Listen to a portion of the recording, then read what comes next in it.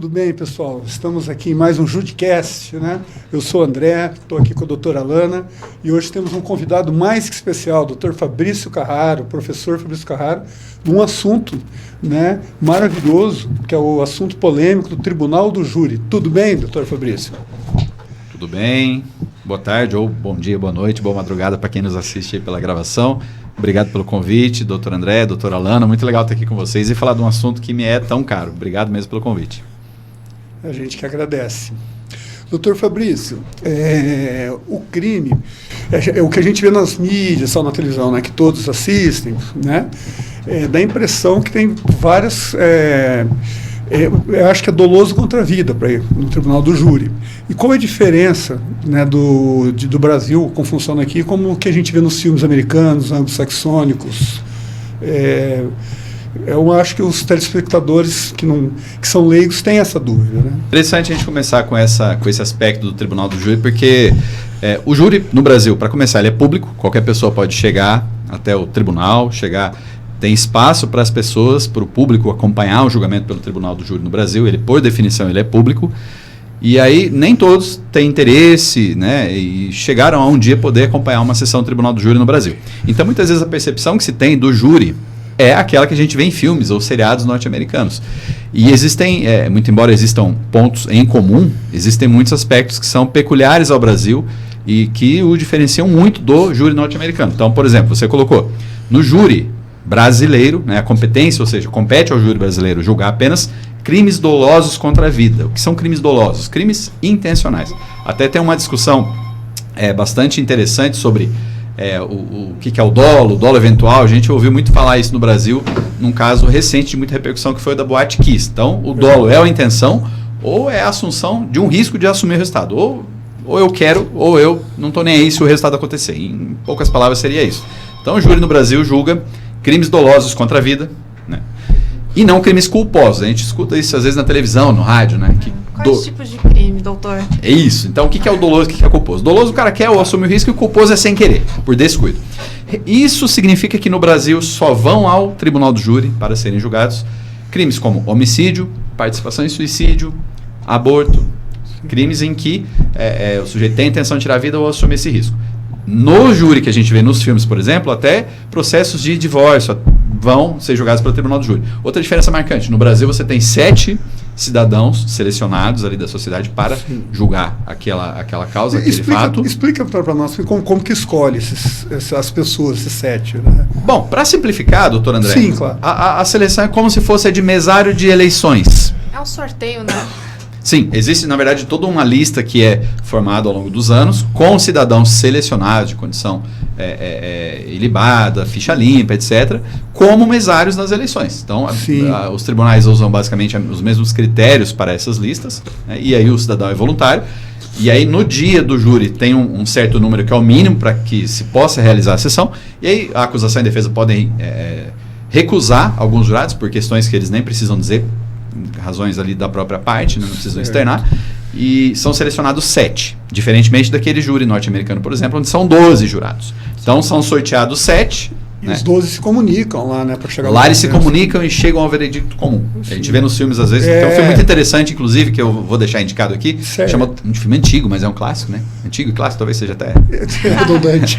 12 Homens e uma Sentença, né? O filme no qual eles discutem ali muito todo bom. O destino daquele réu. É um filme clássico, muito bom. Eu recomendo. E explica mais ou menos os bastidores ali de um julgamento. No Brasil, os 7 jurados não podem se comunicar entre si, porque se comunicarem, inclusive, o julgamento está anulado, se ficar comprovado que eles se comunicaram. Volta secreta. Né? A questão da influência da pessoa. Assim. Exato. Eles não podem conversar nem entre si e nem com qualquer outra pessoa sobre a matéria de julgamento. Pode conversar sobre futebol, sobre novelas, sobre redes sociais, mas não sobre o fato que está sendo levado a julgamento, o crime doloso contra a vida. O Código Penal não é só o Código Penal. Por exemplo, o Código de Trânsito, né, tem penas lá, né? E lá tem homicídio culposo, que obviamente não é o caso do ânimos mercante, né, a intenção de matar. Eu vejo muito, né, na mídia pessoas que assumem o risco, dolo eventual, que é aquele deputado, Capo Filho, né, matou 2 pessoas. Como que era o nome dele? O do carro lá que Carne Filho. Ele matou, ele estava a 167 km por hora, né, em Curitiba, e ele veio ceifar 2 vidas. Ele pegou 9 anos e 6 meses, começando com um regime fechado. E aquilo ali foi um dolo eventual, seria isso, mais ou menos? Ele não teve a intenção de matar, obviamente, mas ele assumiu a velocidade, a bebida. É uma discussão muito interessante que nós temos na cadeira de direito penal, né, nos cursos de direito. Para quem está ouvindo a gente que não é da área, é um pouco difícil explicar, mas a gente tenta resumir da seguinte forma. Certo. O dolo é a intenção, quero. Culpa é sem querer, me descuidei. Dolo e culpa, em linhas gerais, seria essa a diferenciação. Certo. Mas o dolo eventual e a culpa consciente já são muito próximos. Porque o dolo eventual pode acontecer o resultado. E aí, se acontecer, eu não estou nem aí. Culpa consciente, pode acontecer o resultado. Mas não vai acontecer, não vai acontecer esse resultado. Então, em ambas as hipóteses, o sujeito assume que o resultado pode acontecer. No dolo eventual, ele fala, dane-se, se acontecer, vou pagar o preço. Na culpa consciente, ele pode acontecer. Mas não vai acontecer, não vai dar tudo certo. Em ambos ele assume a possibilidade, mas em um ele acredita que pode e tudo bem se acontecer, ele não está preocupado com isso. E no outro ele pode acontecer, mas eu tenho fé que não vai acontecer. E aí a diferença disso vai estar onde? Na mente do sujeito. E aí o julgador, seja juiz, seja jurado, né, no caso do júri, porque tem dolo e culpa em vários outros crimes, inclusive no Código de Trânsito, como o doutor pontuou.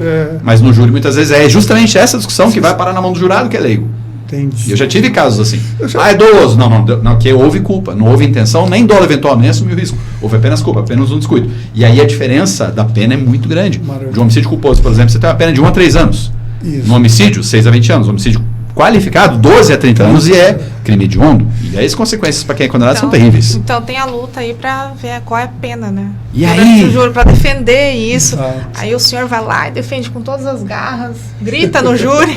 Às vezes tem. E aí, doutora, veja que aí tem um aspecto interessante, porque muitas vezes a gente assiste nos filmes, né, norte-americanos, a discussão entre acusação e defesa. Guilty or not guilty. Quer dizer, culpado ou inocente. Não. No Brasil você tem uma discussão que abarca aspectos muito mais complexos, né? Lá não vou falar muito porque eu não conheço, né? Eu conheço também como qualquer um dos filmes e séries, etc. Mas aqui, muitas vezes a discussão é essa. O sujeito praticou o fato, você tem uma prova de que ele praticou o fato, muitas vezes ele assume que praticou o fato, mas ele diz, olha, eu não quis nem assumir o risco. Foi sem querer, foi negligência, imprudência ou imperícia, como nós falamos, né? Dentro dos termos técnicos do direito penal. Então ele busca ali, ele réu, através da sua defesa, simplesmente que o resultado seja uma desclassificação de um crime doloso, cuja pena, ainda mais se for qualificado, é terrível, com consequências terríveis, para um homicídio culposo, cuja pena é muito mais tranquila. Normalmente ele vai ter um regime aberto, por exemplo.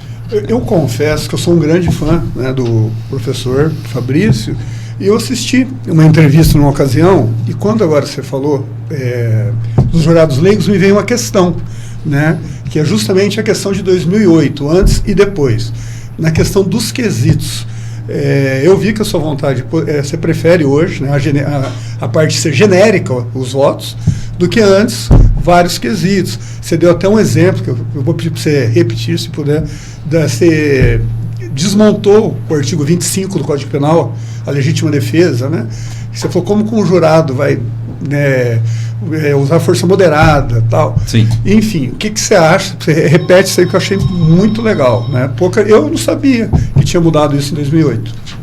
Bom, entende-se em legítima defesa aquele que, utilizando-se moderadamente dos meios necessários, repele injusta agressão atual ou iminente a direito seu ou de outrem. É um negócio assim que está lá escrito no Código Penal, no artigo 25. E isso é o quê? Legítima defesa. A definição jurídica, né, e detalhada da legítima defesa.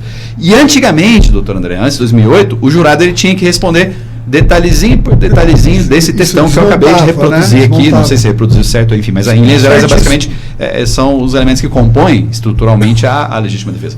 E foi atual, foi eminente, foi meio justo, foi justa, foi necessário. Fazer um check. E vários quesitos para ele responder sim ou não. Leigo, né, doutor Amaro? Porque tudo isso. Sim, o leigo é dona de casa, é gari, é médico, é engenheiro, é arquiteto, enfim, professor de geografia, qualquer pessoa. Inclusive pessoas do direito que podem ser selecionadas pelo júri.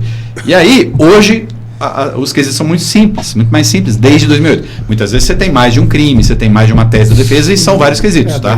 Materialidade, aconteceu o crime, autoria, foi fulano ou não foi? Depois, jurado absolve o acusado, tudo isso. Antes, entende? Legítima agressão, Hoje, o jurado absolve o acusado, sim ou não? Absolver seria o caso de isentar de pena. Não é necessariamente falar que é inocente, mas ele absolve, quer dizer que ele não vai cumprir aquela pena, ele está absolvido, ele está livre daquela pena. Hoje é muito mais simples, é muito melhor, principalmente para um leigo e para nós, promotores e advogados também, que somos tribunos do júri, é muito mais confortável, porque a gente tinha que explicar toda aquela parafernália verbal para quem nunca ouviu falar daquilo, era um tempão tentando explicar algo que sabe-se lá se o jurado vai entender, porque o voto dele é secreto e ele define ele a sua posição. Ele pode pedir uma ajuda para alguém. Né? Não, sem chance de pedir ajuda para os universitários. Ele só consulta a própria consciência, e diferentemente do jurado americano, conversa com todo mundo, do juiz que tem que fundamentar a decisão. E eu falo para o jurado quando eu estou no julgamento. Desde certo ponto de vista, você tem mais poder que o ministro do Supremo Tribunal Federal. Porque ele precisa dizer, não tem por que sim, por que não. Ele precisa fundamentar seu voto com lei, doutrina, jurisprudência, toda uma teoria jurídica. O jurado não, ele só deve satisfações para o seu travesseiro quando ele for dormir. Então, e ele, sim ou não, ele vai responder sim ou não para uma série de perguntas. Entendi. E depois ninguém vai saber o que ele votou, a não ser que ele fale. Né? Em regra é bom que ele não fale, porque o voto é sigiloso, isso é a garantia constitucional. Sim. E ele com a consciência dele, ou ela com a consciência dela. E é inquestionável, né? Os votos do jurado não tem juiz, nem o próprio STF, o voto deles são perpétuos, né? Pode até mandar voltar o julgamento, anular tal, mas o voto deles é... O soberano, né? Soberano, a Constituição diz que o voto né? do jurado ele é soberano. E nem o tribunal, uma segunda instância, terceira instância, pode mudar o voto dele. Pode anular o julgamento, determinar outro julgamento por questão de julgamento ter sido contrário à prova que foi produzida no processo, mas ninguém muda o voto do jurado, a não ser um outro jurado que venha num próximo julgamento por questão de o anterior ter sido invalidado ou algo parecido. Estávamos falando sobre comparação do júri aqui no Brasil e certos filmes, séries, né, do famoso vínculo hollywoodiano. Eu gostaria de perguntar uma coisa que eu acho muito interessante. Pelo menos nos filmes a gente vê que sempre tem um especialista que começa a ler os jurados. Eles pesquisam as fichas ali de quem vai participar do júri, fazem aquela leitura comportamental para ver quem eles vão persuadir. Tem um pouquinho disso aqui no Brasil? Olha, aqui no Brasil funciona assim. Nós partes, né, que vamos atuar no tribunal do júri, tal qual, evidentemente, o juiz. Nós partes temos acesso ao nome e, às vezes, a qualificação daquela pessoa, profissão e etc. Muitas vezes a gente só tem acesso ao nome, e eu, por várias vezes, cheguei até o julgamento e perguntei, jurada Alana, qual é a sua profissão? Por exemplo, porque você está julgando uma causa relativa à saúde. Tive casos assim, situação de hospital. Sou funcionário público. Funcionário público onde? No hospital. Sou enfermeira. E aí pode ser interessante ou não para mim, e eu posso recusar aquela jurada imotivadamente. Eu posso falar, não, pode vir para o conselho. Mas o promotor fala, já sei que esse advogado quer, e ele recusa. Então, é um jogo. Inclusive, tem um livro muito interessante, um estudo antropológico do Tribunal do Júri, de uma jurista e antropóloga, Ana Paula Schweitzer-Meyer, coisa assim, não consigo pronunciar o nome dela. Por algo nesse sentido, Ana Paula Pastore Schweitzer-Meyer. Chama-se Júri, Ritual, Jogo e Teatro. Ela analisa antropologicamente o Tribunal do Júri. Assistiu vários julgamentos em São Paulo, que lá tem vários julgamentos todo dia, né? E analisa o júri como ritual, como jogo e como teatro. Além de todo o fenômeno jurídico, né, que permeia o julgamento pelo Tribunal do Júri. Então é muito interessante. Doutor, professor Fabrício, nós estamos chegando já meio que no final, né? O termo popular, Tribunal das Lágrimas, né? Porque ali está uma família que teve um membro ceifado, ou quase, né? Sim. Está ali o outro lado da família também, de um cara que está esperando receber uma pena alta. Eu vou fazer uma pergunta, uma dúvida minha, que eu vou perguntar. O caso mais polêmico, ou o caso que mais te marcou, você poderia nos contar? Porque eu sei que você já fez mais de 100 júris, né? André, o que eu poderia te dizer? Realmente, é Tribunal das Lágrimas, porque você tem, em regra, dramas dos dois lados. O Tribunal do Júri ele é composto disso. Então, você tem um homicídio. Tem uma boa participação em suicídio? Tem, mas, em regra, é homicídio que vai para o Tribunal do Júri. E você tem ali o drama de uma pessoa, né, que faleceu, família que perdeu alguém, ou você tem uma tentativa de homicídio. O sujeito tentou matar, tentou tirar a vida de alguém por circunstâncias que são alheias à sua vontade, a pessoa não veio a óbito. Mas muitas vezes ficou lesionada, enfim, de forma até grave. Então você tem esse drama. Do outro lado, você tem um drama de um réu, ali sentado no banco dos réus, o que por si só já é uma pena, e ele ali ameaçado, né, com a espada de Damocles, como dizia a mitologia, de ter ali anos e anos de cadeia pela frente. Então, você tem lágrimas dos dois lados. Você tem a mãe de uma vítima, às vezes mãe de um réu. Mãe porque a mãe é o principal, né? Mas você tem ali familiares, amigos e tal. Eu não consigo ter em mente agora, doutor, um caso específico, porque realmente eu já fiz muitos processos às vezes não chegam a júri, porque é um procedimento bifásico, como a gente chama. Sim. Às vezes o juiz ele entende que é o caso de mandar para o tribunal do júri, mas às vezes ele mesmo já resolve a situação ali, é outro crime, ou ele absolve, enfim, tem várias situações anteriores aí ao próprio julgamento dentro da dinâmica do processo. Mas o que me marca no júri, o que me marcou, né, não em um caso específico, mas pegando por atacado, né, vamos dizer assim, é que você tem ali uma coisa muito interessante que alguns são contrários, mas você tem a democracia funcionando, porque é o povo assistindo o povo julgar o povo. É muito poder você julgar alguém que tirou a vida de alguém ou que tentou tirar a vida de alguém. Você, cidadão, que sequer detém o mínimo, muitas vezes, de conhecimentos jurídicos, está ali com tanto poder na mão, e é um poder que vem direto da Constituição. A Constituição, né, para o pessoal que não está acostumado, é a principal lei de um país, é a lei que está, sim, que está sobre todas as outras leis. Então, aquilo, e o jurado, e a gente conversa com os jurados, às vezes, sem perguntar o voto, né, mas antes, depois do julgamento, e alguns não querem estar lá, ou acham que é muita responsabilidade, porque é mesmo, né? Então, assim, o que me marca é que a gente aprende muito, doutores, sobre a natureza humana. E eu vou falar de forma genérica aqui, não de um caso específico, mas eu digo que, e eu sempre digo isso quando estou, enfim, podcast, dando palestra, ou falando com meus alunos, nos ajuda muito a entender a natureza humana. Porque, diferentemente de dizer, olha, eu nunca vou estuprar ninguém, eu nunca vou praticar um estelionato, nunca vou praticar um tráfico de drogas, um roubo, a gente sempre fala no tribunal do júri, ninguém pode dizer nunca vou matar alguém. Porque o homicídio é aquele sujeito comum em que, em um momento ali, tanto que existe uma redução de pena chamada de violenta emoção após injusta agressão da vítima, a gente usa muito isso para reduzir a pena. Qualquer momento de explosão, momento irracional, onde as emoções dominam o racional, pode chegar a cometer um homicídio ou tentativa de homicídio. O que eu quero dizer com isso? É uma escola para se compreender a mente humana formidável, porque para a gente entrar na mente de uma pessoa e atendendo aquela pessoa no sigilo profissional de escritório, ou seja, nos calabouços ali de um presídio, se a gente consegue entender minimamente alguém que chega a esse ponto de tirar a vida de um outro ser humano, a gente compreende a mente humana de uma forma muito mais profunda, mais ou menos assim. E a gente aprende a ter compaixão. Mais ou menos como disse o Mestre Jesus, perdoa-os, porque não sabe o que fazem. E muitas vezes o júri pode absolver a pessoa por pura compaixão. E isso é um aprendizado inigualável. Sabe, doutor, antes de me tornar advogada, fiz estágios, e um dos meus estágios foi na área criminal. Por incrível que pareça, eu já andei por esses pelo mundo do crime. Já andei. E lá, o meu antigo chefe, ele falava assim, olha, a diferença entre você e o cara que está ali preso é que ele não aguentou 30 segundos a mais. Ele sempre falava isso pra mim. E ele sempre falou, nunca diga nunca, porque você não sabe o que você vai fazer amanhã, tendo em vista que você está nas condições de agora. Eu nunca mais esqueci isso. E é por isso que hoje se permite, juridicamente, né, passando aqui para o final já, que o jurado perdoe aquele sujeito, que ele absolva por clemência, não é por legítima defesa, não é porque não foi o sujeito que cometeu o crime, por clemência, por mera misericórdia, e os tribunais têm acatado essa possibilidade, porque é um ser humano julgando um outro ser humano. E isso por mais que seja muitas vezes trágico, porque alguém, enfim, sofreu, alguém sofre, mas também é muito belo dentro da estrutura da alma humana. Me veio algo aqui, doutor Fabrício, eu acho que é interessante. A única presunção absoluta do direito é a de inocência, né, que é no artigo 5º da Constituição Federal. E o indúbio pro réu é derivado desse princípio, da presunção de inocência. Em casos de violência doméstica que chegam ao tribunal do júri, feminicídio, tentativa, o que você me falaria sobre o indúbio pro societá, né, que é totalmente contra o indúbio pro réu, que é como se citou Jesus, eu cito Fonso Pilatos, né, lavo minhas mãos. Bom, para resumir, indúbio pro societário, na dúvida a favor da sociedade, como se a sociedade fosse contrária ao réu. Na verdade, cada um de nós é um componente da sociedade, Exatamente. Não existe sociedade sem a soma de indivíduos, né? Mas assim, o juiz na fase que ele vai decidir, fase de pronúncia que a gente chama, vou mandar o sujeito para julgamento, vou absolver, vou falar que é outro crime que não é do júri, enfim, né, em linhas gerais é isso. Ele define com base nos seus critérios jurídicos, né?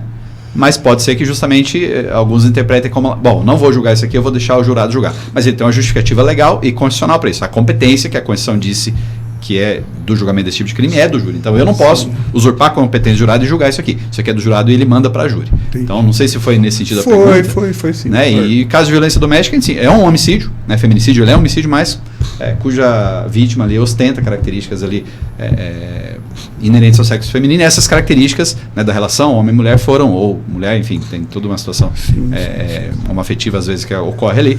Então, em razão da condição de mulher, esse homicídio foi cometido, e isso, né, qualifica o homicídio e leva a júri. Então, essa é a diferença. Sim, aí o juiz, ele entendendo que há um feminicídio, crime doloso contra a vida por razões de sexo feminino, ele manda para o tribunal do júri julgar, porque é o júri que julga esse crime doloso contra a vida tal qual é. Perfeito. Eu vou agradecer ao Dr. Fabrício, né? Com certeza vamos convidá-lo novamente Tem muito pra contar. Inclusive, queria que ele me convidasse para assistir um júri dele, né? Porque agora eu fiquei com vontade de vê-lo atuar. Obrigado por me lembrar. Não, então, ele tá me devendo. Posso falar que tem semana que vem? Não, né? Você pode nos convidar, doutor? Em público aí agora? Pode nos convidar. Nos convidar agora. Sim. Fica Então, o convite. Então tá, doutor, muito obrigado, viu? Eu agradeço, uma honra, doutora Alana, doutor André, Obrigada. Os dois as aí, né, que nos chamaram. Agradeço aqui o Estúdio Podcast Londrina pelo ambiente, pela recepção, né, na pessoa da Adriana. Muito legal estar aqui, uma honra, uma alegria muito grande, sempre à disposição. Obrigado mesmo. E não esqueçam de curtir aí, galera, quem gostou, para ajudar nós. Nós que eu digo é porque é benefício de todos, né, o Judicast.